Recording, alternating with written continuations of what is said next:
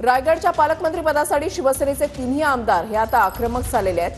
पालकमंत्रीपदाचा वाद सुटला नाही तर डीपीडीसी होऊ देणार नाही असा त्यांनी पवित्रा घेतल्याची सूत्रांची माहिती आहे। तटकरेंनी हट्ट सोडावा अन्यथा रायगड पॅटर्न राबवण्याचा आमदारांचा सूचक इशारा आहे। रायगडच्या पालकमंत्रीपदाबाबत निश्चिंत रहा, शिंदेंनी तिन्ही आमदारांना आश्वासन दिल्याची माहिती आहे। गिरीश गायकवाड आमचे प्रतिनिधी या संदर्भातली अधिक माहिती देतील। गिरीश,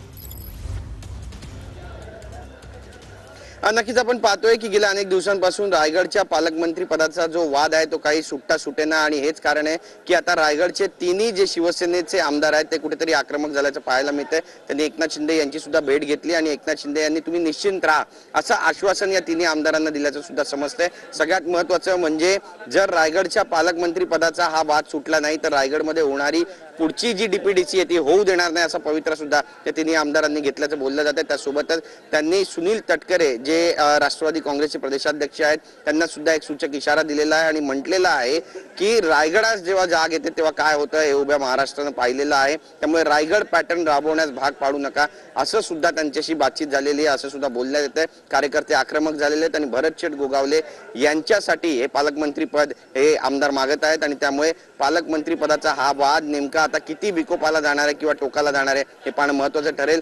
जर भूतकाळातल्या काही आपण घटना पाहिल्या तर आपण पाहिलं की मागच्या काही महिन्यामध्येच रायगडमध्ये जाळपोळीच्या देखील घटना झाल्या, टायर जाळले गेले, कार्यकर्त्यांच्या बैठका झाल्या, पदाधिकाऱ्यांच्या बैठका झाल्या आणि त्या ठिकाणी भरतशेठ गोगावले चौथ्यांदा पालकमंत्री आमदार झालेले, त्यामुळे पालकमंत्री पदाचा जो दावा आहे तो त्यांचाच असावा अशी सुद्धा मागणी करण्यात आली होती आणि त्यामुळे आता सरकारकडून नेमकं याबाबत काही ठोस पावलं उचलली जाणार आहे का हे पाहणं महत्त्वाचं जरी असलं तरी देखील आदिती तटकरे या पालकमंत्री पदावरती ठाम आहेत असं सुद्धा बोललं जातं। त्यामुळे नेमकी पालकमंत्री पदाची माळ आता कुणाच्या गळ्यामध्ये पडेल आणि काही तोडगा निघेल का पाहणं महत्त्वाचं ठरेल। नक्कीच धन्यवाद गिरीश दिलेल्या सविस्तर